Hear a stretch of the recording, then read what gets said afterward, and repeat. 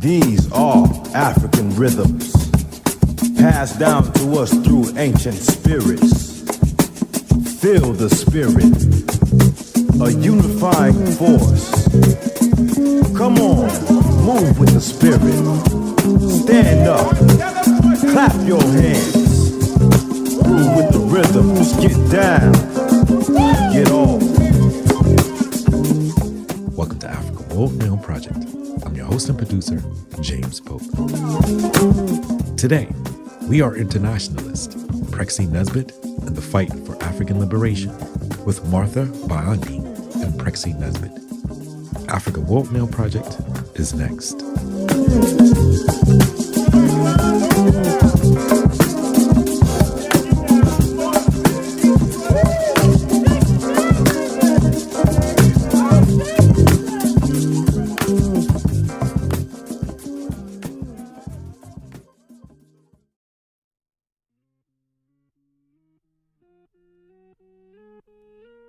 History, the writing of history, can be a messy process.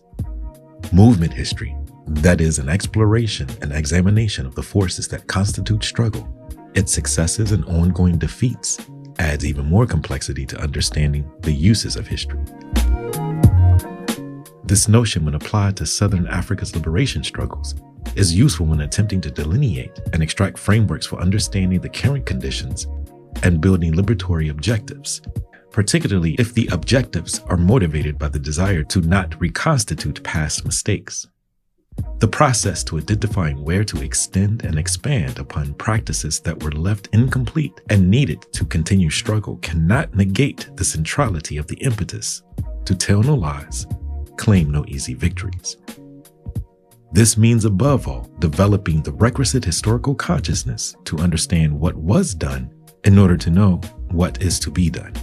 To see this in practice, we apply the aforementioned premise and critically examine the dominant narrative of the liberation struggle in Tanzania. The dominant narrative suggests that the anti-apartheid movement ushered in a new society. The decolonial imperative integral to the anti-coloniality has been severely distorted in this narrative. It is clear to see that the forces of capital dictated the application of freedom from a top-down perspective, directly reconstituting the very colonial practices the movement fought against. Success in Southern Africa came paradoxically when capital, finding itself under substantial political pressure, especially in South Africa, came slowly but surely to be convinced that the profitable links that the global capitalist system had forged with racist and apartheid-defined structures in Southern Africa were making capitalism itself dangerously vulnerable to mass action.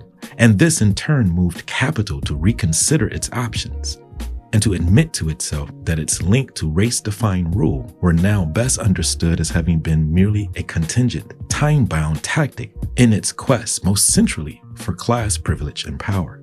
How much wiser, capitalists increasingly thought, to abandon apartheid, to co-opt the vanguard of the popular movement into capital's camp, and to thus preempt any more radical, even revolutionary possibilities. The fact is that it was on such grounds that liberation movements conceded to capital for change in South Africa. Here, the importance of the work of Frantz Fanon and Amilcar Cabral on the dispiriting outcome of an earlier round of, quote, victorious nationalism in Africa north of the Zambezi is applicable, particularly the conceptualization of false decolonization. We see the same pattern was to be repeated in the name of, quote, liberation in South Africa. Indeed, for all the, quote, success regionally and globally, and for all that the overthrow of formalized white power was generally liberating in many ways, the real winners in Southern Africa were global capital on one hand and the emergent local elites, most often attached to the liberation movements in their respective territories, on the other. We return to Fanon's succinct summary of the outcome of decolonization north of the Zambezi in his celebrated text, The Wretched of the Earth. There he wrote sharply of the false decolonization that the movements against colonial rule had in fact produced in newly, quote, liberated territories of North, West, and East Africa, where he found that little had changed. The new African elites comfortably stepping into privileged positions as mere intermediaries, acting in their own class interests, but also on behalf of capital.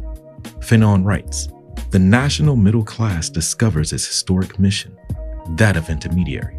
Seen through its eyes, its mission has nothing to do with transforming the nation. It consists unimaginatively of being the transmission lines between the nation and a capitalism, rampant though camouflaged, which today puts on the mask of neocolonialism. The national bourgeoisie will be quite content with the role of the Western bourgeoisie's business agent, and it will play its part without any complexities in a most dignified manner. But the same lucrative role, this cheap jack's function, this meanness of outlook, and this absence of all ambition symbolize the incapability of the national middle class to fulfill its historic role as a bourgeoisie. Indeed, Fanon even underscored the fact that once the demand for freedom started to gather momentum in their empires, the British and the French had begun actively to craft decolonizations of a category that would serve primarily to safeguard their own continuing interest and those of global capitalism in general. To accomplish this, the colonists had to move quickly. As Fanon continued in The Wretched of the Earth in the chapter concerning violence, he writes, "This is why an immediate panic takes hold of the colonist governance. Their purpose is to capture the vanguard, to turn the movement of liberation to the right and disarm the people. Quick, quick, let's decolonize is the call. Decolonize the Congo before it turns into another Algeria. Vote the constitutional framework for all Africa. Create the French communauté. Renovate that same communauté. But for God's sake, let's decolonize quick." Meanwhile, precisely the same point was being made, and at a more or less the exact same time, the 1950s and 60s, by Amilcar Cabral. For Cabral also examined, quote, the true nature of the national liberation struggle, and even went so far as to question whether, in the form that it took, was the national liberation struggle not in fact an imperialist initiative. He continued down this same logic when he wrote, "There is something wrong with the simple interpretation of the national liberation movement as a revolutionary trend. The objective of the imperialist countries was to prevent the enlargement of the socialist countries, to liberate the reactionary forces in our country which were being stifled by colonialism, and to enable these forces to ally themselves with the national bourgeoisie." Of course, Cabral also asked whether the circumstances that demanded an armed liberation struggle, as in his Guinea-Bissau, but also throughout Southern Africa, might impose a different kind of internal logic. Might it not push the petty bourgeoisie, elevated to positions of leadership of any such struggle by their social formation and their education, to actually be moved to, quote, commit class suicide as a potentially privileged class?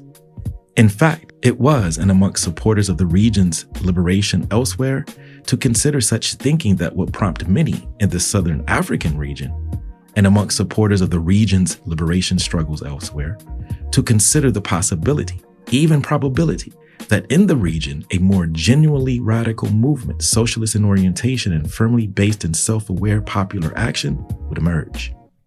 And yet, more or less, the exact same outcome transpired as elsewhere on the continent, through neocolonialism, false decolonization, or recolonialization.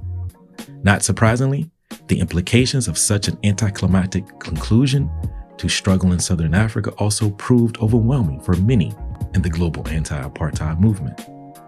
As stated earlier, and it bears repeating here, for all the successes of these efforts was generally liberating, the real winners in Southern Africa were global capital on one hand, and the emergent local elites most often attached to the liberation struggles in their respective territories on the other. A grim conclusion, albeit one that makes the writings of Fanon and Cabral analyzing the dispiriting outcome of the earlier round of victorious nationalism in Africa north of the Zambezi particularly pertinent.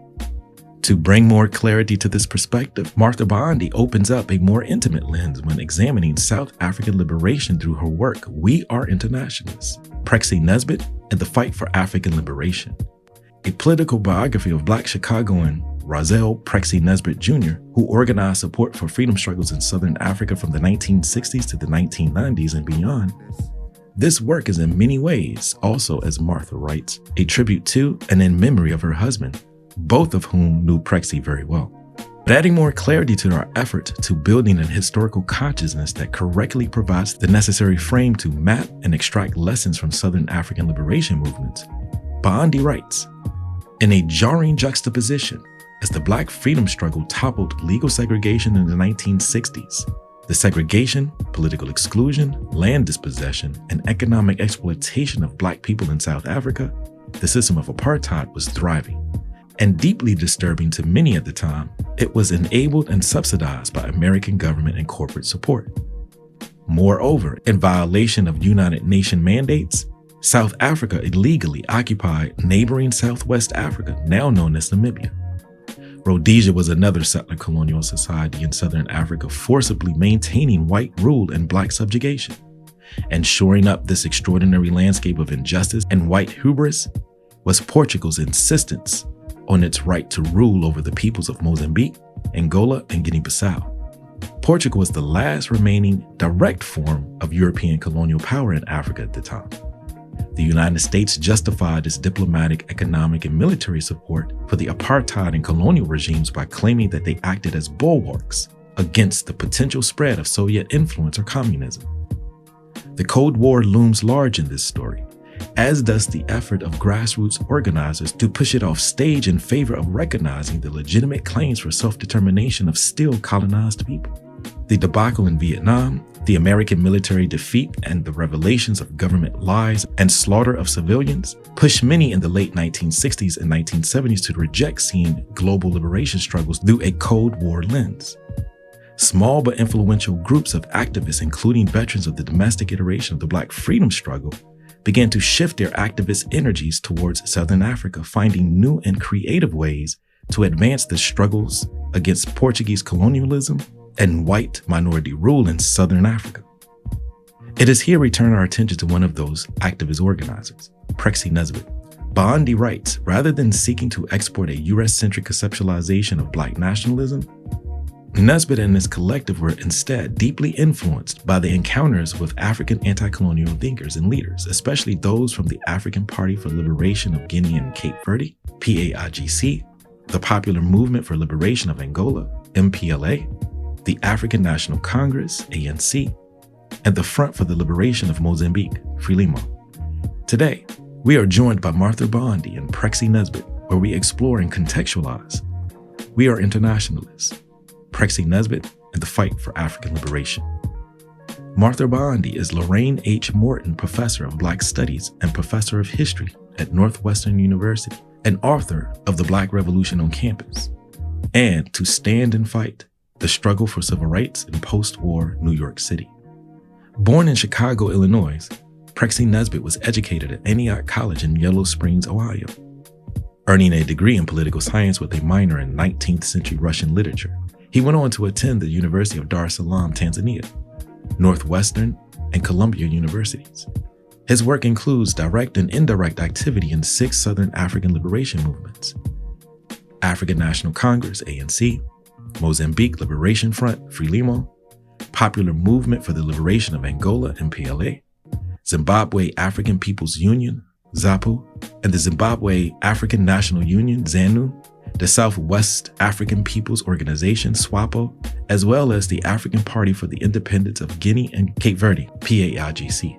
Returning to Chicago in the 1980s, he worked as a labor organizer and a special aide to then Chicago Mayor Harold Washington. He was later appointed consultant to represent the country and its interests in the United States, Canada, and Europe by the independent Mozambican government. He also engaged in many formations that included, but not limited to, the Chicago Committee for the Liberation of Angola, Mozambique, and Guinea-Bissau, American Committee on Africa, the Institute for Policy Studies, Labor Against Apartheid, and the Chicago Coalition for Illinois' Divestment from South Africa. As an activist and educator, he has organized and taught throughout the United States and around the world. Our show is produced today in solidarity with the Native, Indigenous, African, and Afro-descendant communities at Standing Rock, Venezuela, Corporation Jackson in Jackson, Mississippi, Brazil, the Avalon Village in Detroit, Colombia, Kenya, Palestine, South Africa, Ghana, Haiti, and other places who are fighting for the protection of our land for the benefit of all peoples. Listen intently, think critically, act accordingly. Enjoy the program. I'd like to take the time to welcome you both, Martha and Prexy. for a very, very interesting and timely conversation on your recent book, collaborative effort, We Are Internationalists, Prexy, Nesbitt, and the Fight for African Liberation. Thank you both for taking the time to join us today. Well, thank you. Thank you, James. I'm happy to be here. It's a pleasure. And Prexy, of course, you're back for the second time on this particular program. That's right. So let's start here. Let's start at the ground floor. Martha, how did this project start and come together, and why now? The project began ironically, during the pandemic. I say ironically because that's when archives were archives were all entirely closed, for a long time. And so, I worried that I wouldn't be able to begin research on the book, but thankfully enough sources have been digitized that I was really able to do a lot of research during the pandemic. So I'm really grateful to librarians and archivists for that. But why, I think, is the bigger and more important question. I think, I've known Prexy for a long time. I've known him for over 25 years. We met through, many mutual friends in Chicago, including some fellow historians. And so I was aware of, before I started the research, I was aware of the anti-apartheid movement. I myself participated in it as a college student, was even arrested at the consulate in New York City. So I was aware of the breadth and depth of this movement, its power internationally. But I knew that Prexy was also very involved in broader solidarity struggles, especially in Southern Africa, with Mozambique, Namibia, Angola. So I was aware of his generation's impact on shaping U.S. foreign policy. And I thought that was really an incredibly relevant and important lesson for today, when the U.S. is still, has this hundreds and hundreds of military bases around the world, is waging wars in countries that Americans don't even know about, don't know where they are, and is the prime economic and military provider of aid to Israel, who's has been launching a genocide in Gaza. So it just struck me that the time was ripe for ordinary Americans to learn about a story of activists contending and fighting with their government's foreign policy and trying to prevent U.S. military intervention in the global South. And that is obviously a very important, particularly if we're talking about, obviously you mentioned Palestine, we can throw in Sudan, we could throw in, Democratic Republic of Congo, Haiti, so forth, Venezuela. Prexy, from your perspective, in the context of this book, how do you see this moment, and how do you see this book as kind of contributing to the discourses around global solidarity in this particular moment? Thank you, James. I find myself feeling quite negative about the picture today. As we talk, we're hearing all about the shooting of these people in Venezuela in the waters, with the Secretary of Defense who just blew them off the boat, shot them to death. And what's particularly tragic to me in this moment is how little average Americans know about anything whatsoever, nor do they seem to care at all. I find that you can crack that lethargy and that ignorance, but it takes a lot of work to get beyond the barriers against knowing things about countries. For example, the average American has no idea that what's happened now is that large parts of African populations, children, are no longer have any access to food supplies and relief supplies that have now been cut off by the Trump administration in terms of them being distributed by various organizations and mechanisms to African countries that have been in warfare or African countries that are singularly poor. It's really a great tragedy, and worst of all, the average American knows nothing about any of it and seems not to care. Yeah. Brother, did you have a follow-up? Because I was going to, and if you do have a follow-up, please, by all means. But I also wanted to add to that your use of political biography, right? Your use of a mechanism to talk about historical continuities in contemporary issues, particularly around Palestine, using the anti-apartheid movement, fighting apartheid itself. You can respond to, obviously, Prexy, but then maybe couch it or kind of move into, that use of political biography. Because your work is extensive, but this is this tool is a very important tool for this generation to bridge, historical consciousness. Mm-hmm. Thank you for the question. And I will just kind of echo, I think, some of Prexy's sort of despair at this political moment. I mean, U.S. imperialism is ongoing in its efforts to sort of destabilize, many nations, to control the flow of oil and other natural resources, and to gin up a kind of increasing, geopolitical rivalry with China, is all very dismaying, as is its abolition of USAID, that for all its checkered past, politically has been a major source of healthcare access and healthcare in many, many African nations. And now it's just gone and is having immediate lethal effects. So, this current administration has unleashed a new kind of tragedy upon the world. And we as Americans have to mobilize as much as we can to educate fellow Americans about what's happening and what we can do to stop it. So pivoting to your question about this sort of the genre I chose, like the approach.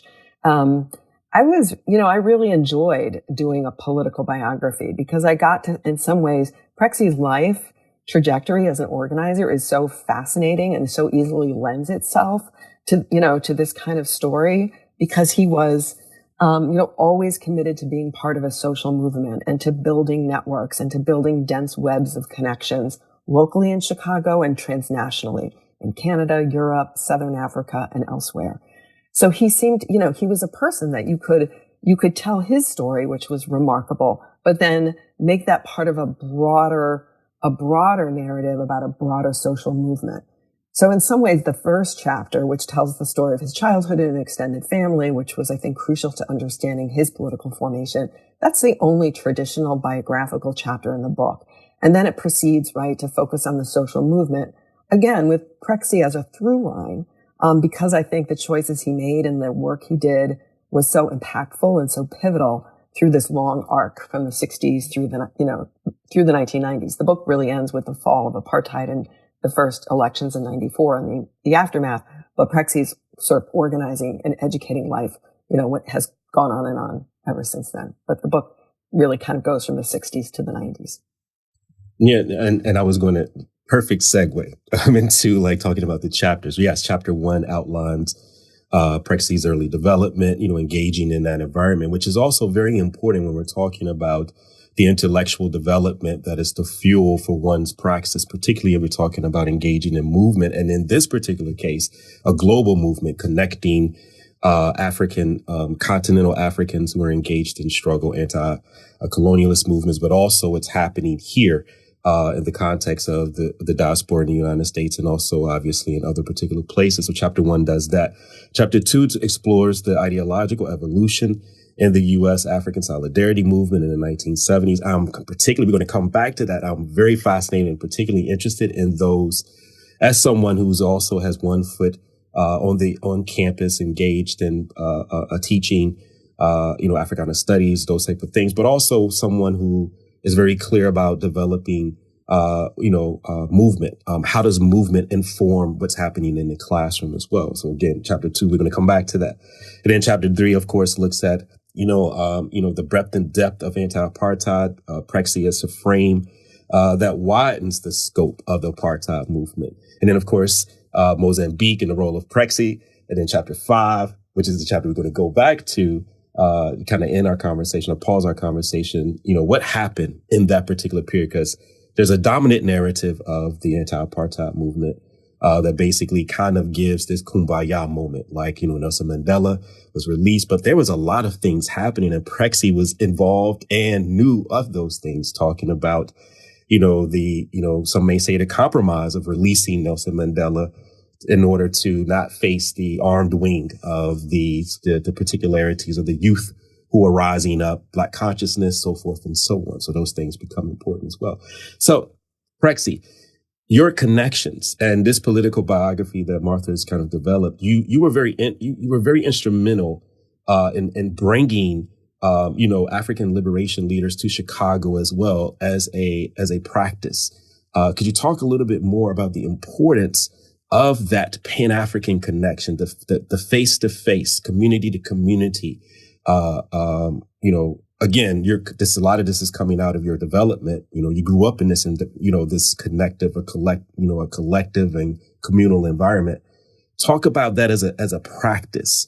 African liberation leaders coming to Chicago, that eventually leads, obviously, to, more work. And then, of course, I just wanted the historical note. You have IWW, you have Haymarket, you have sleeping car porters. There is some history in Chicago that, again, you were a part of, or your family was a part of, that's important in this. Could you can respond in any way you want to that long diatribe? Well, I think one of the first things I have to always acknowledge is that I came from a particular family situation that was really unusual. And that was the tremendous engagement of particularly my father and his brothers, but my mother as well, in African questions. I mean, I think I was no more than maybe 10 or 11 when my father took me to hear Kwame Nkrumah speak in Chicago, and on the one visit he made ever to Chicago. That was a tremendously important moment for me. And being there with all these adults, and probably the only child there, it left a tremendous impression on me about Africa. And then the other thing that was happening in my family was that we always had African visitors. We always, through the Jane Addams Hull House Yes organization, later through the Experiment in International Living, and the trip I made living in Sweden for a while, we always had guests from international countries, not limited to Africa, but always Africa was a big discussion item in our household. And my first engagement really with Africa began in the 6th grade when I did a book report on Cry for the Beloved Country. Cry the Beloved Country. I'm embarrassed when I look at that now. I mean, for example, I use the word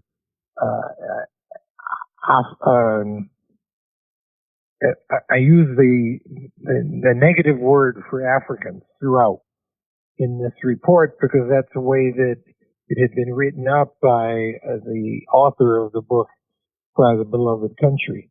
And it was much later that I would learn what an embarrassment that was. But the visitors that we had to our house always kept us informed about what was happening and stayed in touch with us.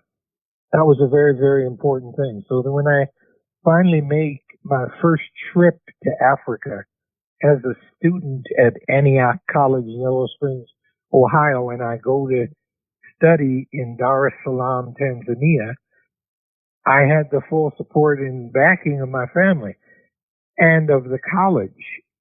It was not the first choice.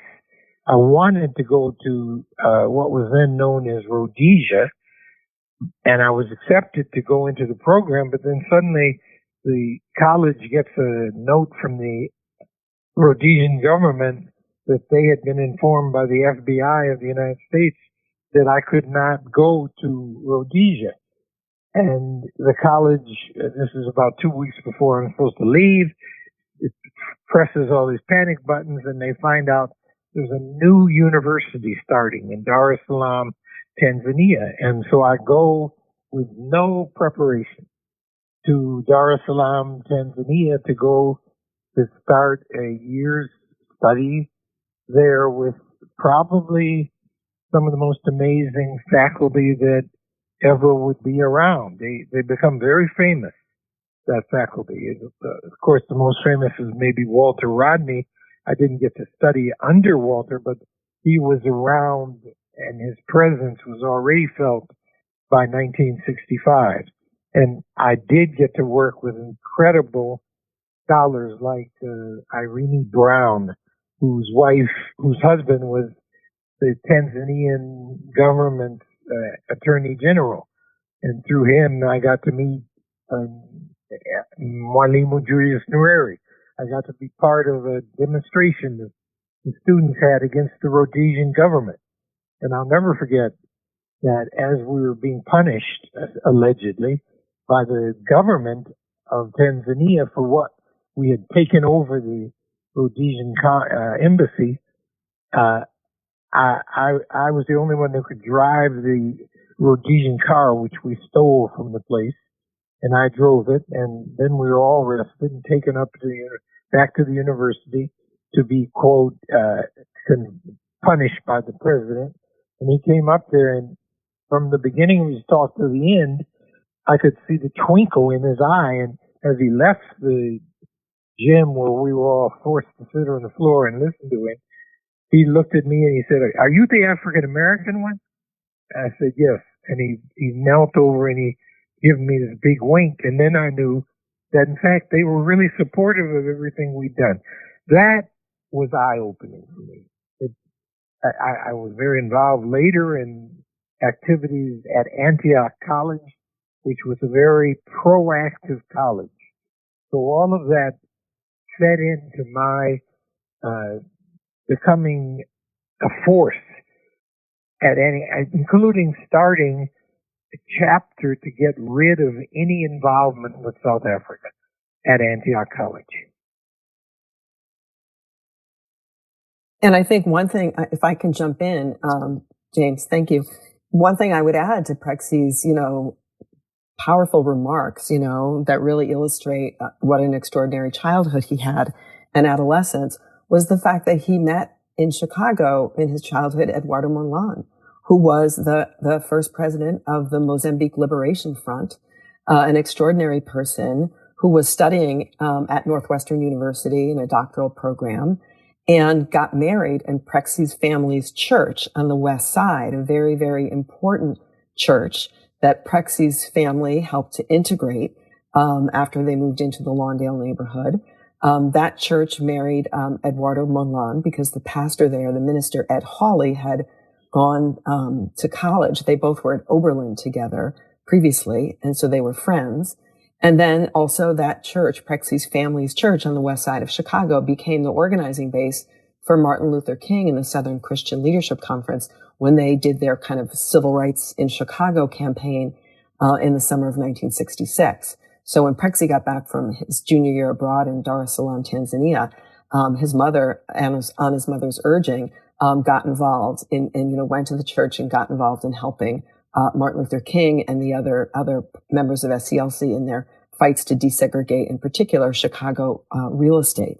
But getting to know Eduardo Mondlane and learning about Mozambique, learning about Frelimo, became also a very important part of Prexy's kind of life trajectory in these years. And Martha, I think right? just to add to Martha's very important point, I think the other thing that really it informed me in the very beginning, from the beginning onwards, was building a non-racial, anti-racism community. Because Warren Avenue was a multiracial church. It was poor.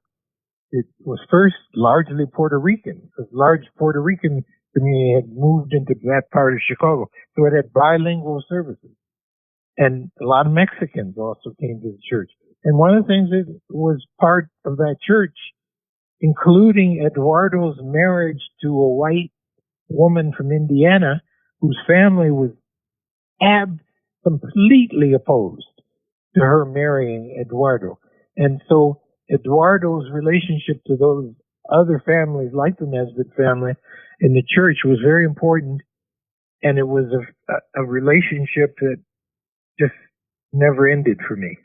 And a perspective on how and why we wage struggle. No, that's an important point, and I want to make sure I pin this in our conversation because I want to talk about, the importance of working class perspectives in the anti-apartheid movement as well. But Martha, before we get there, you write about this, this ideological development, the evolution in chapter 2. You talk about, some of the people. Could you talk a little bit more about chapter 2 in Prexy? You can obviously follow up and extend and expand as Martha kind of opens up this particular part of the conversation. Talk a little bit more about the importance of chapter 2. Sure. Well, I think that, I think that many people, when they think of kind of like the organizing that went on in the aftermath or coinciding with the Black American Liberation Movement, there was this sort of shift toward Pan-Africanism, growing attention in some ways to the world, to the U.S. role in Africa. There was a strong desire among many African Americans to build and cement closer ties with people on the continent of Africa. So there was kind of a shift for many, accelerating into the 1970s. And I think that many students and scholars tend to think of, we went from the civil rights movement to Black Power to Pan-Africanism, and then ultimately, the anti-apartheid movement of the 1980s. And I think that what falls out of that narrative and of that ideological genealogy is an understanding of this other phenomenon known as internationalism. And this was a political outlook that Prexy very much identified with. Internationalists was a kind of international identification, but, the book really tells the U.S. story. And, internationalist activists were those who came out of, who were very opposed to the U.S. war in Vietnam. They were very influenced by the anti-war movement. They came out of that experience really committed to trying to do their best to guard the autonomy of national liberation struggles in the global South, to develop the kinds of politics and societies that would meet their developmental needs. And, they also were trying to prevent, again, U.S. military intervention, U.S. Imperial economic or military efforts to stymie those national liberation efforts coming out of the global South. This was a period, too, in what was then termed the Third World, in which there was a kind of ascendance of socialist politics and socialist orientation. They had seen the first efforts of post-colonial nations be stymied by continuing U.S. and U.S. and European efforts to sort of continue to control, particularly the economic policies and dynamics in the region. So they had been stymied in their efforts to create post-colonial, more egalitarian societies that had seen more redistribution of wealth. So that encouraged, I think, an interest in socialist experimentation. So this internationalist kind of political group that Prexy was very much a part of saw themselves as anti-imperialist, as open to this socialist aspiration coming out of the global South, in contrast to, say, Pan-Africanists who tended to identify more sort of racial feeling and solidarity and identification with their interest in building closer ties with Africans. Prexy was certainly, in favor of that, but that didn't define his politics and his worldview. And as he mentioned previously, he had become exposed, I think, to a multiracial stance toward internationalist organizing that also continued to inform his work, and in interesting and striking ways put him in sometimes at odds with the Black nationalist fervor that was in some ways more defining of this generation of Black American activism and engagement. And I'm sure Prexy has a lot more to say about that. Well, I think one thing Martha touched on that I'd just like to mention, I was totally against the war in Vietnam, and was in part in the protest at Columbia in '68. I was thrown out of. I joined Columbia as a PhD student, and then was thrown out after the occupation of Hamilton Hall.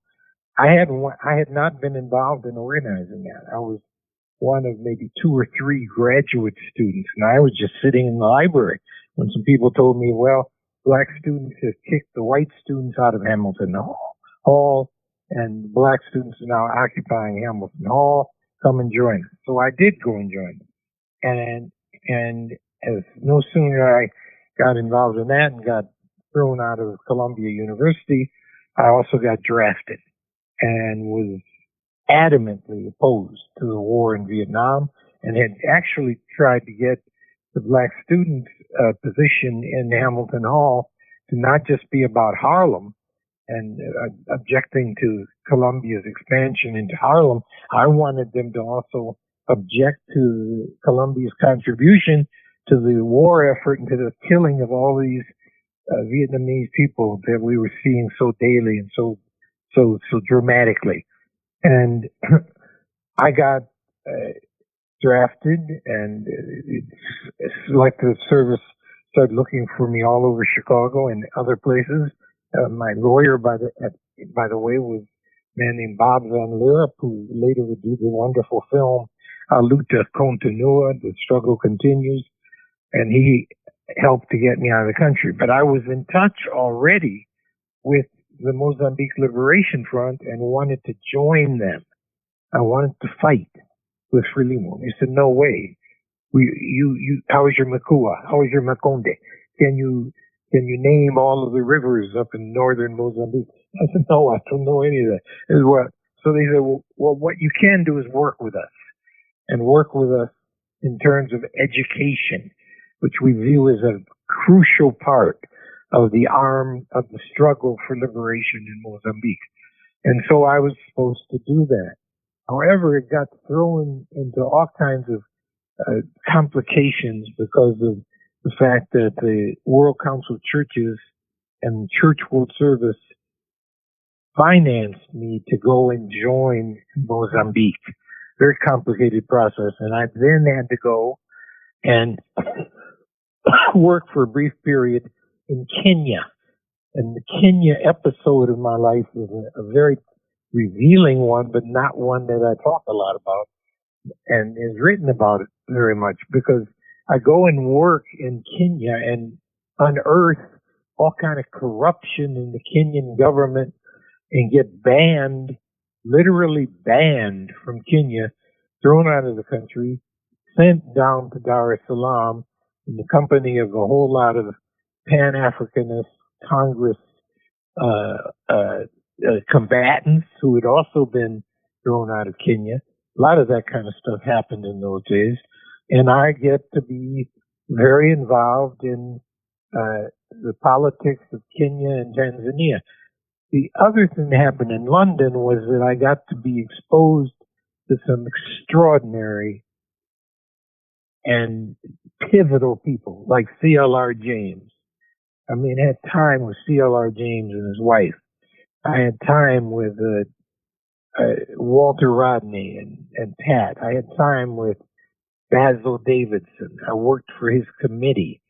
And then I started meeting all these ANC people like Joe Slovo and particularly, and we'll never forget meeting Albie Sachs's wife, Stephanie Sachs, who she and I become very close. She takes me to a big protest in France in support of the Vietnamese struggle. And there I get to converse with James Baldwin, just Baldwin and I, sitting and talking about this. Because he was so happy to see an African American. So my world is being expanded like crazy with all of this. But a fundamental part of it is that it's not defined by color. Lots of the people that I begin to work with are people who have values. That's what the values that they have. And they work with other people who have values to change the world. It's not the color, the coloration, the values. And this, and out of, Martha, as you write this chapter, I don't want to spend too much in it, but it was just one of the chapters that drew me the most. I've been going back and forth. It's because I'm very interested in the intellectual development that is merged with practice. But I'm also very interested in some of the schisms. I'm interested in not as a way to kind of carry on those schisms, but to kind of learn from those breaks, to learn from where those deviations kind of moved people off of their objective of African liberation, right? So you can respond to that. I mean, that's what I'm getting from that chapter is an example in this moment that I think is super important. Again, we're seeing a number of fractures that are happening in a lot of embryonic movements that are happening, globally. People are having some, kind of subtle or kind of hidden types of ideological differences that are kind of fomenting.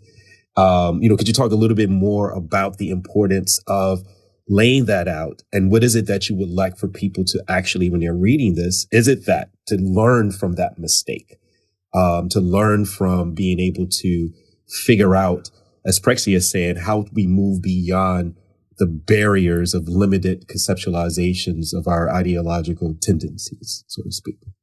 I know there's a lot, but yeah. And we're not going to solve it all here, right? But yeah, I mean, I'll just make a couple of points. I mean, I think that one thing that Americans certainly were very influenced by was the Cold War and the deep anti-communism that structured and shaped American culture and American politics for so long. I mean, majorities of Americans for a long time during the U.S. war in Vietnam, in some ways bought what we know is now the lie, right? That the U.S. was defending freedom, was there to was motivated by a sincere kind of pledge to defend freedom against the menace of communism. And I think that as the war commenced and as the death toll commenced and as Americans learned more, they began to see that actually this was a legitimate national liberation struggle, and that the U.S. was in some ways filling in for the European colonizers and sort of defending colonialism and, U.S. now under the guise of U.S. imperialism. And so that ushered in, I think, a big break. But there were still many, I think that the long afterlife of anti-communism remained strong into the 1970s and 1980s. And so there were many American activists, including Pan-Africanists, who had long been trained to see socialism as a European-only project, as a kind of white project. We now know through long study and a greater understanding of global struggles that there's a long, complicated history of African, Latin American, and Asian socialism, right? So that socialism is a living, breathing thing that people have tried to sort of tailor to their own needs and over time and place. But I think we saw this creating friction and rivalries and animosity among different groups of Americans trying to be involved in engaging African liberation in the 1970s. So whether it was in Angola and, different Americans supported different organizations, and some of this was very influenced by the Cold War and Cold War geopolitics.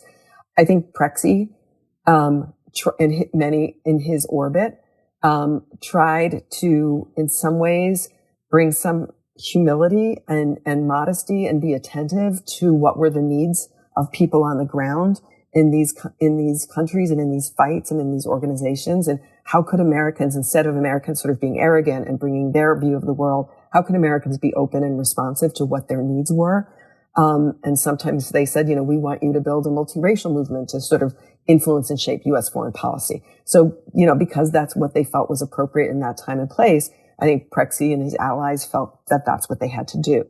So, I would say a lesson, from this period is to be attentive to what, this is, I guess, again, the mission of internationalism and solidarity. Like, what does solidarity mean?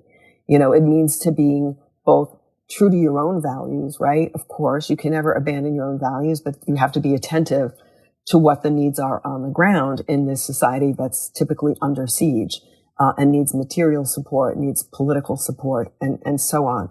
So, this, as we see as the book goes on, this becomes more vexed when these idealistic, socialist, aspiring national liberation organizations assume state power and then are constrained by international forces, by military attacks, and maybe don't live up to the dreams that many of their internationalist allies, had hoped for. So it can become more vexed, the whole project of internationalism and solidarity, when these groups assume state power. So that's sort of a long, kind of long rambling answer to your question, but Prexy, I'm sure, has a lot to say about this, and particularly about some of these heated political questions in the 1970s around Angola, for example. No, I think that's important. And it wasn't just Angola. I would say the other thing that Martha's contribution just now reminded me of is attending a seminar in Dar es Salaam, Tanzania. It must have been in 1967 or 66. Can't remember the exact date. I'd have to look it up. It was a very important occasion because coming through Dar es Salaam at that point was Che Guevara. And Che Guevara and Eduardo Mondlane together conducted a seminar in the downtown adult education institute called the Patrice Lumumba Institute, a seminar about guerrilla struggles. And they were discussing the fact that Che had come with, this was the period Che was doing all this international work in Africa. The stuff happening in the Congo wasn't working out at all. And he had offered to Frelimo that the Cuban forces would join with Frelimo to fight. And the Frelimo people said, no, we don't want you fighting with us. I felt much better, incidentally, since I had offered my little humble self as a fighter, and to see that the Cubans were rejected too. I felt much better. But the serious part of this was that theirs was a national Mozambican struggle of the Mozambican people, and they didn't want it in any way deterred or reshaped by Cuban forces coming out. Ironically, this would change entirely in the case of Angola. But at that point, here was this incredible dialogue that went on between Che and I'm in the second row, sitting with a guy named Bill Sutherland, an African-American pacifist, good friend of Bayard Rustin. And Bill was as anti-communist a guy as you could get, despite the fact that he had done tremendous amounts of anti-war work with people like Rustin and other people. And he and I were fighting as we're listening to this seminar. But what the Mozambicans were saying was a fundamental lesson for me.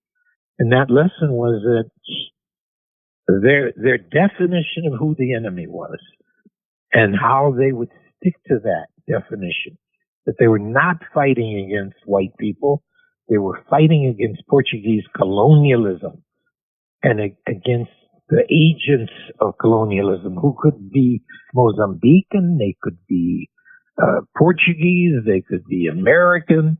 And incidentally, at that very time, I just written a review of a book by a guy by the name of Gibson. I think the book is called African Liberation Movement. I would urge anybody to take a look at that, because I had the great help of one of the main ideological leaders of Frelimo, George Rebello, in writing the review of that guy, who was one of the most vicious agents of imperialism, working in the African American community, working in Europe, and talking American soldiers that had fled the Vietnam War, talking them into giving themselves up. This guy was vicious.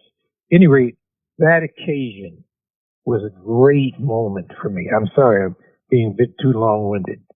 That's Richard Gibson, Prexy referring to. Yeah. No, this is great. And, Martha, I was going to say, this idea of bringing, one's ideological, propensity down to the ground. That was very Almacaw Cabral-ish of Prexy, right?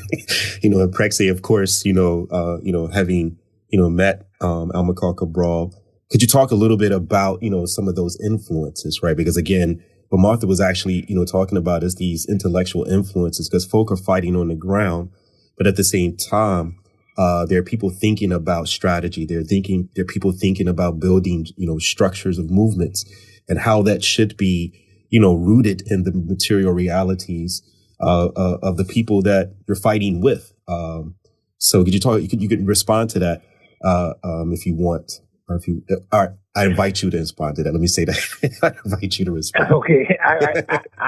It's very important that I got to experience and learn about this tremendous relationship between all the liberation movements in the Portuguese territories. So people like Amilcar Cabral in Guinea-Bissau, Eduardo Mondlane in Mozambique, Agostinho Neto in Angola, the leaders of Sao Tome and Principe, all of them did tremendous work with each other. And when I was working, much later when I would work for the Mozambique government in the United States, I would share an office with a guy by the name of Jose Horta, who becomes the president of Sao Tome. And the essence of my point would be that they fueled each other. They gave tremendous support to each other's struggles.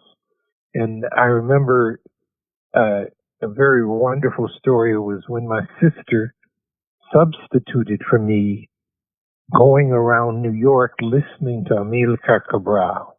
My sister was a very striking and beautiful model. And I had asked her to put down every word Cabral said. She went everywhere. And finally Cabral says, he looks up in a living room of a woman named Jennifer Davis's house. He says, who is this woman sitting in front of me writing down every word that I say? My sister comes up and she says, I'm Prexy's sister. Oh, Prexy, you're here for Prexy. And by that time, they were family to me. All of these people became, and that was an important part of the trust and the closeness of those struggles with each other. The struggle of the people in Guinea-Bissau, the struggle of the people in Angola, the struggle of the people in Mozambique and Sao Tome, all of these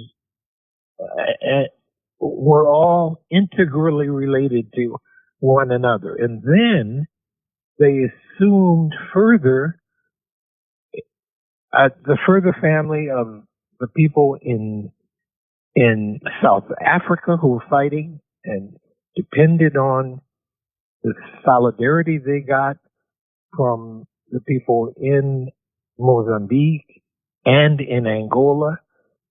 And also, those relationships carried along the Organization of African Unity in countries like Zambia and people like Kenneth Kaunda, who was not a battler. He was not a battler, but he was brought along by the whole spirit of Pan-Africanism in practice that I got to see and experience in real living moments.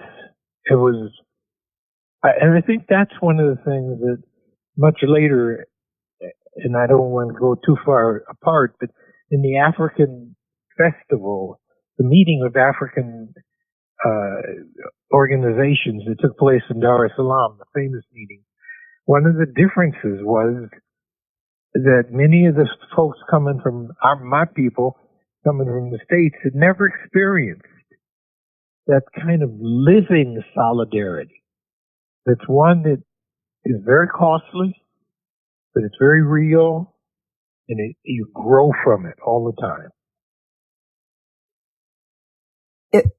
If I can just add in a little bit, like I think that, Prexy, and, some people call it people-to-people diplomacy, but I think Prexy's close friendships and ties with many, many Africans, ordinary people, but also leaders, over many decades, and his sort of like insistence that like they meet Americans, that Americans travel to Africa. He was very committed to this kind of political practice. And, he and Bob Van Lierop, through the African Information Service, hosted Amilcar Cabral on a visit to the United States in 1972, where he came to deliver the Eduardo Mondlane lecture at Syracuse University. Prexy and Bob Van Lierop drove him down to Pennsylvania, where he got an honorary degree at Lincoln University. They also hosted him in Harlem, where I think, over 100 people met and talked to Cabral. And Cabral, in the aftermath of this, really became iconic to a lot of, African-American kind of, radicals in this period, and really looked to him. And I think it really had a tremendous impact, right? And reshaping in some ways many African-Americans' view toward contemporary African politics.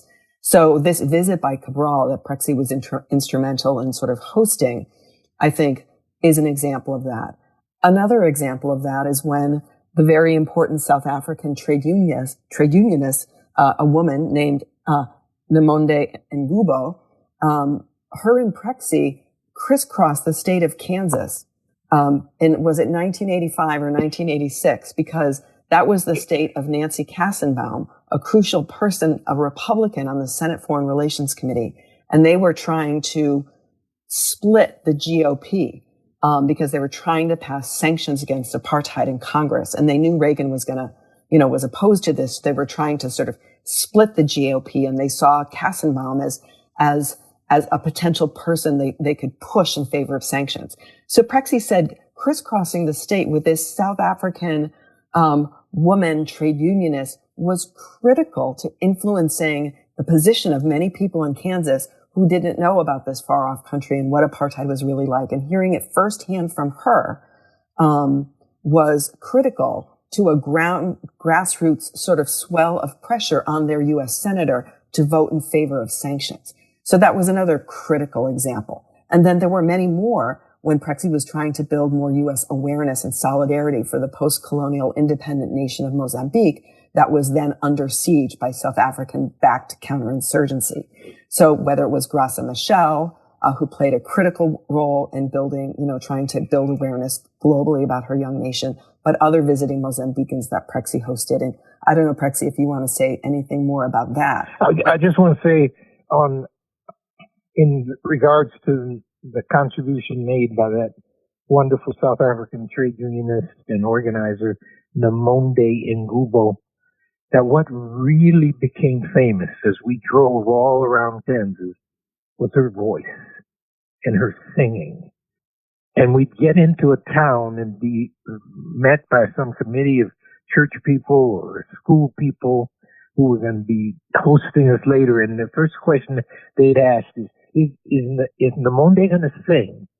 And her voice was just remarkable.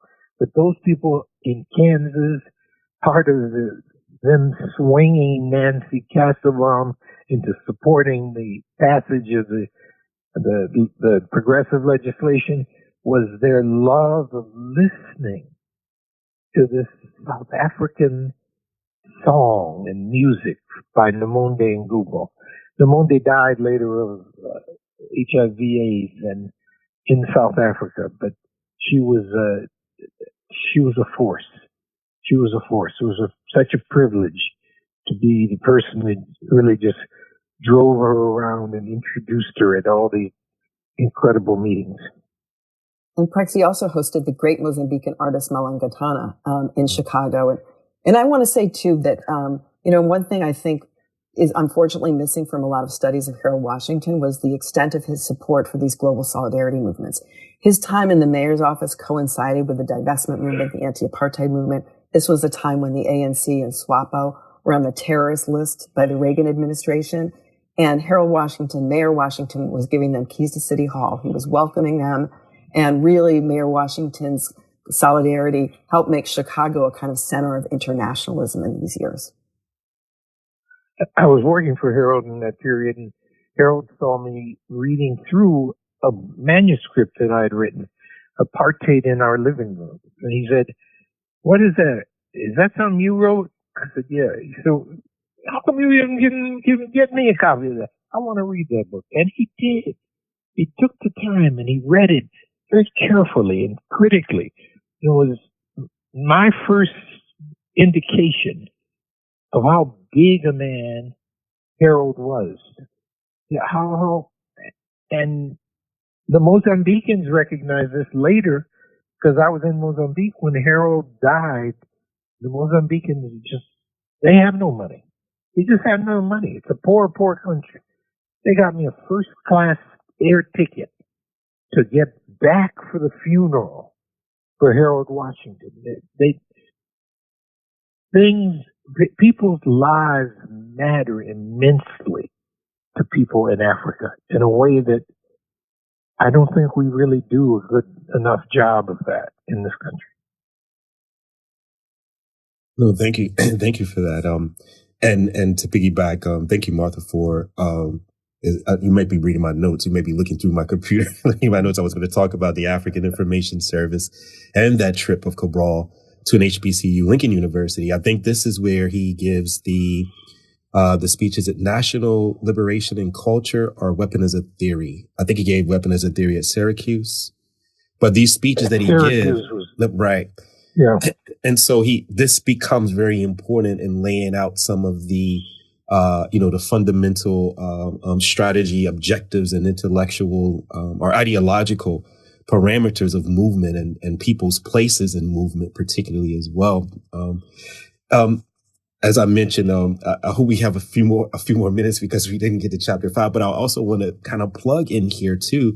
Prexy, you worked specifically in bringing in as a strategy labor, right? Labor becomes a very important strategy in building a global movement. Could you talk a little bit more about the importance of labor? You mentioned, the labor leader from South Africa, but talk a little bit more because you've done a lot of work in that particular area as well. Could you talk a little bit more about that? It came with my family background. My father and my uncle, George Nesbitt, the two of them were labor organizers. They organized the Red Cap Baggage Porters Union at the Trailways bus station in Chicago and also at the Illinois Central station and the Dearborn station. They were organizers of Red Caps and organizers of baggage handlers at the Trailways bus station. And so union, and then there were other members of my family that were involved with the Amalgamated Clothing and Textile Workers Union. And years later, I would find out that those members knew very well a wonderful woman whose name escapes me, maybe I'll think of it, who was a big trade union organizer from South Africa who had visited trade unions in Chicago, including the one my aunt belonged to and was an officer in. And so from the very beginning, I have to say the American Committee on Africa's leader, George Hauser, was very sympathetic and open to this, was bringing in labor and getting labor involved in the struggle to support the anti-apartheid struggle. And that plays a crucial role in the city of Chicago and other cities and internationally, because in Canada in particular, the trade union movement was crucial to building support for the anti-apartheid movement in South Africa and for the working class components of that struggle in South Africa. I'll never forget when I came and met with a wonderful man by the name of Cleve Robinson, who had been one of the major leaders of the Distributive Workers Union, later to become the Auto Workers Union. Cleve was blind, but he was just totally on top of things. When I said to him, he had heard about the children being shot in the demonstrations in South Africa. And when I said to him that his union's monies were supporting the banks that were giving money, loans to the South African government for military vehicles and police equipment. He said, let me understand this. Our union's monies are supporting the killing of these children. He picked up the phone. I'll never forget this. He picked up the phone, and I don't know who he was talking to. He said, let's see, his name was Joe. He said, Joe, get the money out.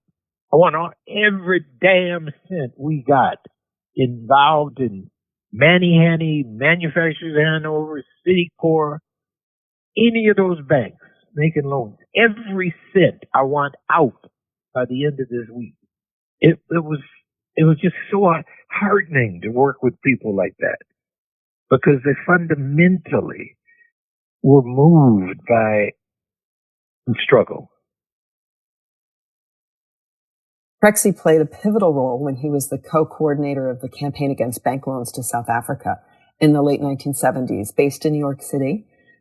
This was an initiative that was spearheaded by the American Committee on Africa and Clergy and Laity Concerned, an anti-imperialist, progressive Christian organization. And so Prexy was pivotal in helping to organize District 65, how we just described, but also other unions as well, the United Electrical Workers, the Amalgamated, AFSCME, the United Packing House Workers. A lot of these had sort of, these were kind of more left progressive unions, and they were very much on the front lines of learning about the issue and being really, really putting their principles into action and really demonstrating solidarity in very concrete ways and removing their monies. And this had an impact on a lot of young Americans, and it was kind of the beginning of, I would say, of a widespread understanding of the role economic sanctions could play in isolating and weakening the structures of a regime elsewhere. One theme of this book is really that BDS can work. BDS can be very effective in regime change, in nonviolent regime change. That's boycott, divestment, and sanctions, which we now associate with, the defense of Palestinian rights and efforts to stop Israeli aggression. But it was a pivotal tactic in the anti-apartheid movement. And I think the other thing I'd add to what Martha has very succinctly summarized is it became very international. We did a lot of work with the Canadian groups that were doing the same thing, and we teamed up with them in this effort. And it paid off tremendously to have all this sort of international teaming up. I remember going into California one time, and all across California, the University of California students were using coins to protest the banks. Bank of America in particular. They'd flood the floors of the banks with coins, so nobody could walk in the bank. You just fall on the floor. And this was a part of the protest they were making to get, and then it went further because they closed down a bunch of Bank of America banks all over California. Bear with me, I want to just pull on the international part. Prexy, as you are moving around, particularly on the continent and engaged in a lot of this, what was the perspective of working class or working people collectives or unions on the continent of Africa during this period, as well as they're looking and engaged in struggle as well? Because working class or working people were very much a part of, labor was very much a part of of the movements. Can we look at, I just want to see if we can look from the other side. We're looking from U.S. side to international. Let's look from the opposite side. What was your perspective? The perspective is that they sacrificed even more. They sacrificed even more because they were so much poorer. But we're equally committed to doing things in a solidarity way, so that organizations like the Organization of African Unity had drives to get monies and raise clothing and contribute to the cost of supporting freedom fighter organizations that were hosted in countries like Zambia and Tanzania and Zimbabwe, and they paid the price for that because these countries were often the targets of bombings and killings of people. That's how Eduardo Mondlane is ultimately killed, as a package bomb is sent to him in Dar es Salaam, Tanzania. There's a wonderful trade unionist, his name will come to me, who had been on Robben Island with Mandela and come out and started working in Zimbabwe, and he's shot to death in his driveway. Jokabe. And then there's, of course, the death of 2 or 3 other prominent leaders who are just assassinated, and the killing of the wonderful trade union woman from South Africa who discovers France is sending all these weapons, and she's shot to death in her office after she'd been meeting with us in Switzerland. There was a lot of international solidarity that was going on that we fed into and that fed into us. I have so many friends yet to this day that are all people that I met as we worked together on these issues. And if I could just quickly add, because I know we're kind of running out of time, but I just want to emphasize the extreme importance of South African workers and South African trade unionists on the ground in fighting against the apartheid regime. As Prexy was just noting, there were many South African freedom fighters who were in exile, who were underground, who were abroad. And it was really, the youth and the workers who were on the front lines of internal insurgency. Mine workers, it was the mines that were at the heart of the labor extraction that was producing tremendous wealth for white South Africans. And so these workers sort of knew their role in the system, and they engaged in strikes, in all kinds of actions to put pressure on the regime, and they suffered, many, many consequences, killings and persecutions and jailings, and that also then became an international cause. As many, for example, Chicago trade unionists in the late 1980s and 1990s, in turn, they also moved to the front lines of the local anti-apartheid movement because they were answering the call of solidarity by their union brethren in South Africa. So the labor movement in both places in particular, but also internationally in Canada and other places, as Prexy's mentioned, really, I think have played, neglected or underappreciated roles in advancing the struggle.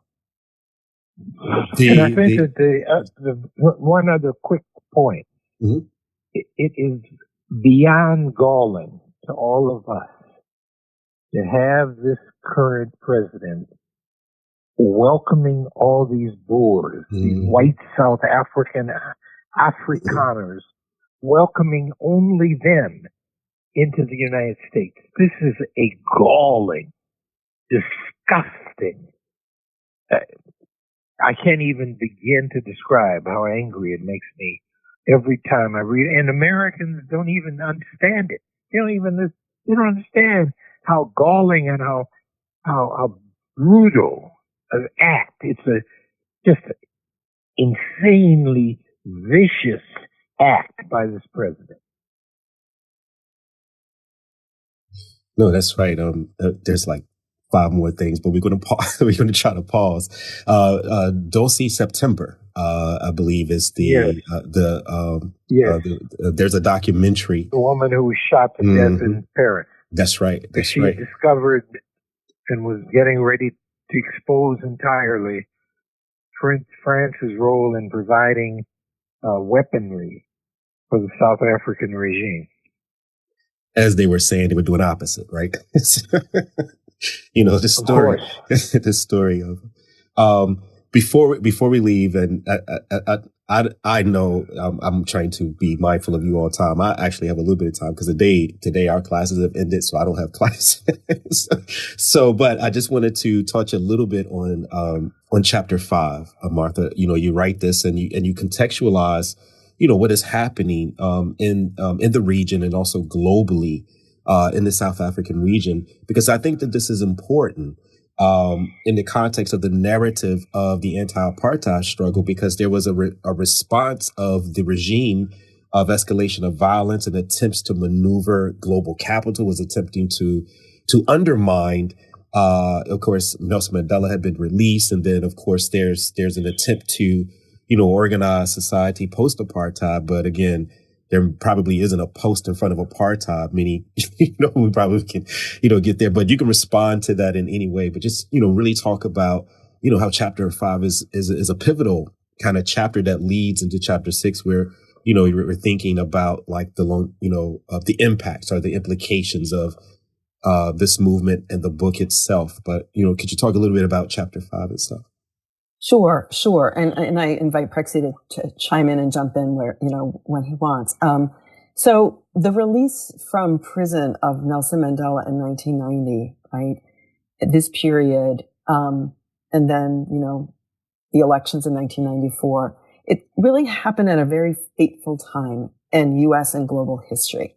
This is a period with the Soviet Union has just collapsed. We see the collapse of the socialist bloc internationally.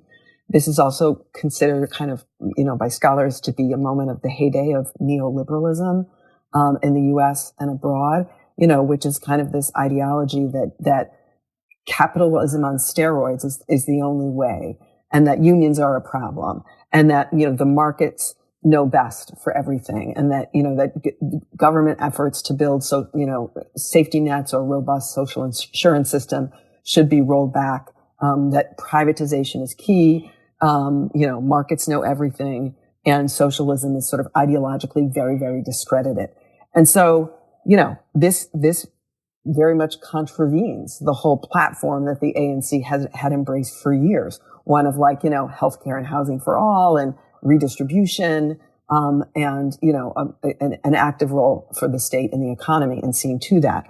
So when Nelson Mandela is released from jail, as you mentioned, there is, efforts by South African corporate elites and international elites, including the International Monetary Fund, to sort of tie the hands of ANC leaders and put restraints and on what they could do in terms of political economic changes.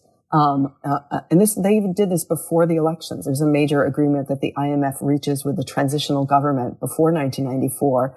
Again, tying the hands of whatever new regime was going to win those elections in 1994. So there was this tremendous economic pressure put on Nelson Mandela and on other ANC and other leaders negotiating a kind of settlement for a post-apartheid South Africa. But there was also, there was treachery and a tremendous military aggression that the white apartheid state in its sort of last gasp was inflicting internally.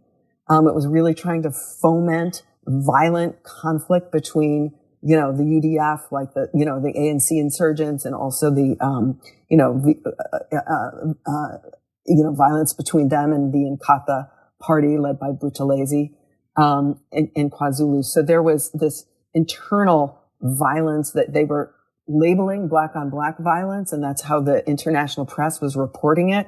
But, we now know studies then and since have revealed the hand of the white South African state in fomenting that violence.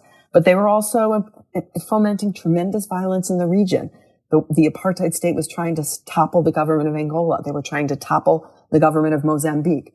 They engaged in illegal occupation of Namibia until 1990. So this incredible regional and internal war was also meant to intimidate and undermine the confidence, right, of the leaders negotiating a settlement for a post-apartheid South Africa.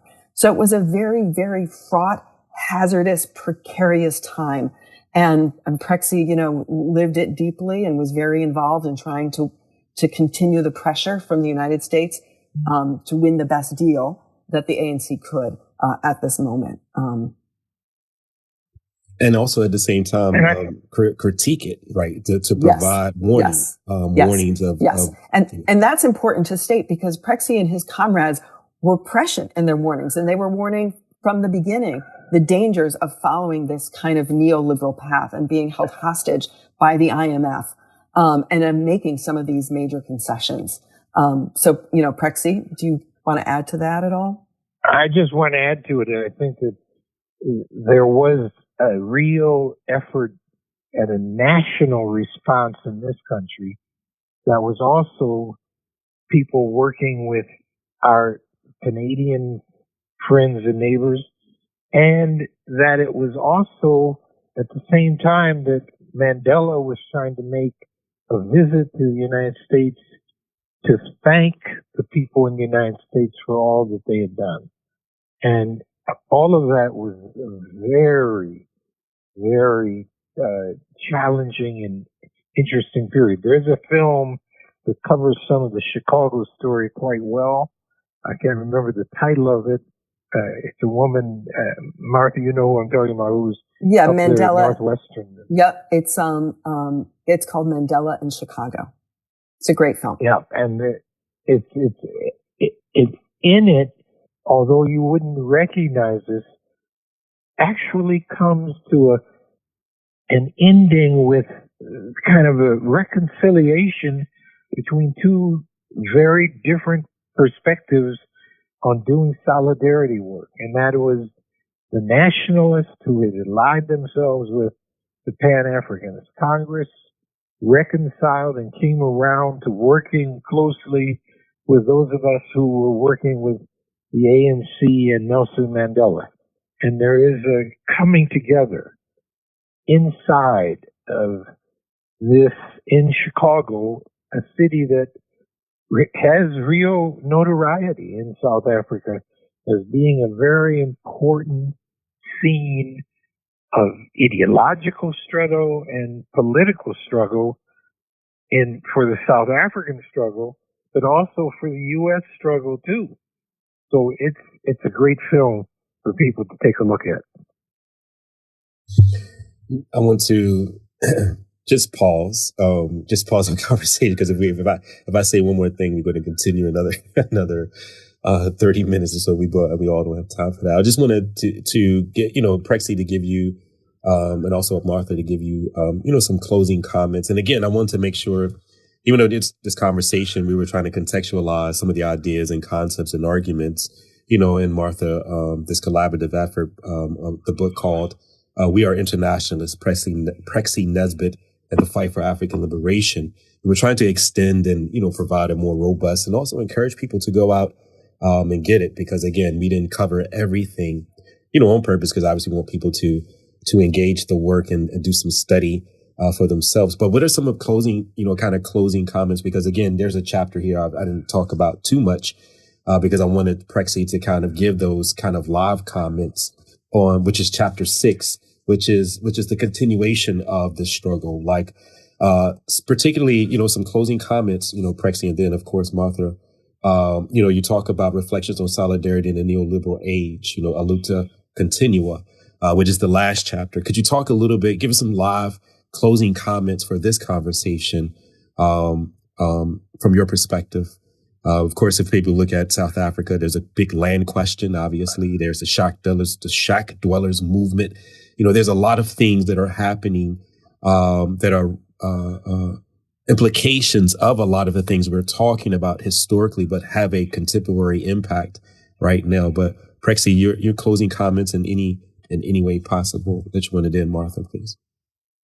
Well, I think one of the closing comments that I feel very moved to make is to thank Martha for mentioning the life and contribution of a wonderful man who was Bishop Desmond Tutu's main priest, and that is Michael Weeder. And Michael Weeder is South African, mixed heritage. He and his wife, Bonita Bennett, are two of the moving people in Cape Town, South Africa, and Michael and Bonita both are very involved in what was one of the cardinal pivotal positions and perspectives that the ANC had in its best years. And that was solidarity with the Palestinian people and the Palestinian struggle. And the term solidarity is not used lightly in the Southern African hemisphere sector and on the African continent.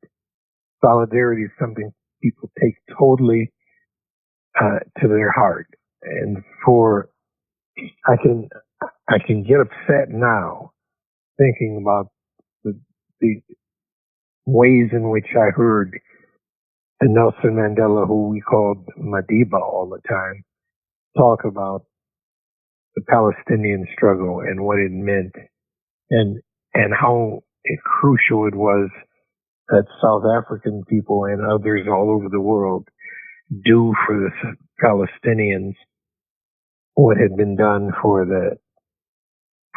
people in South Africa and in Southern Africa, in the region, and also in Algeria.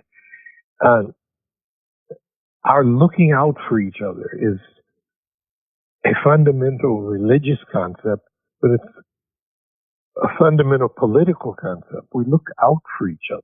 And that means we have to take positions and take stances that may be costly for us. And that's something that lives deep in the hearts of all the people that I've encountered in Southern Africa. It's all over their music, it's all over their poetry, and it's all over their admiration for the solidarity and social change initiatives that have come out of the United States that they so admire, and that often we in the United States aren't even aware of, but they totally follow them in Southern Africa. They know, for example, Langston Hughes' poetry inside and out, and Langston Hughes' contribution to the Spanish Civil War. These are things that I learned from my years of work and will never forget. There's so many lessons. So many lessons. Thank you so much, Prexy. And I'll just add, I think for me, like 2 takeaways from this study. One, they're still incredibly relevant. They're vital questions that we're facing now. One is just the key lesson that imperial war wreaks havoc, has been devastating for the global South, and that, whether it was the South African war in the region or internally, the U.S. and European support through NATO of Portuguese colonialism and of there's so many examples, but war really undermined the efforts of Angola and Mozambique to build robust, peaceful, post-colonial societies. It was a very effective weapon of destabilizing economic development. And also, I think, and this, obviously, it's gotten worse today, and it almost feels overwhelming, but we have to maintain our commitment to finding peaceful solutions to global problems, to fighting against militarism, to fighting against the extraordinarily and, crazy political power of munitions and arms makers globally. We've got to find a way to rethink the target of democracy and democratic governance. And we should have much more control over this flow of weaponry that threatens our lives every day, all around the world. And I think another key lesson that we have to learn is that we have to find alternatives to rapacious global capitalism. Neoliberalism has produced a tremendous and unprecedented global inequality of wealth. And, I think we struggle on the progressive side of developing economic alternatives, but we have to remain committed, I think, to that quest and to that understanding that capitalism is destroying the planet, and it's not a sustainable, viable, long-term solution for all of us. And all I would finally say is that my experience all over the world is that those of us in this country are tailgating. We are tailgating to the rest of the world that is really watching these situations and the challenges and that we have to begin to really, as Martha just pointed out, we've got to begin to catch up with the rest of the world in making efforts to make really lasting and basic changes. Martha, thank you. Two things. Number one, thank you for this work. Thank you for taking the time to make sure that this is documented, making sure that, that this can, this is going to carry on some way, in some form, in some fashion. Looking at, these specific, the specificity of Prexy, but also in these global universal movement questions. So thank you for that. Secondly, thank you for joining us today. And Prexy, as always, thank you for you being you, and thank you. Thank you. Thank you for, again, secondly, for joining us again. Again, I so much I want to say, but I'm going to pause. I promise I will. We'll maybe a part two. We'll catch up a little bit later. Thank you both, though. There we are. Thank you.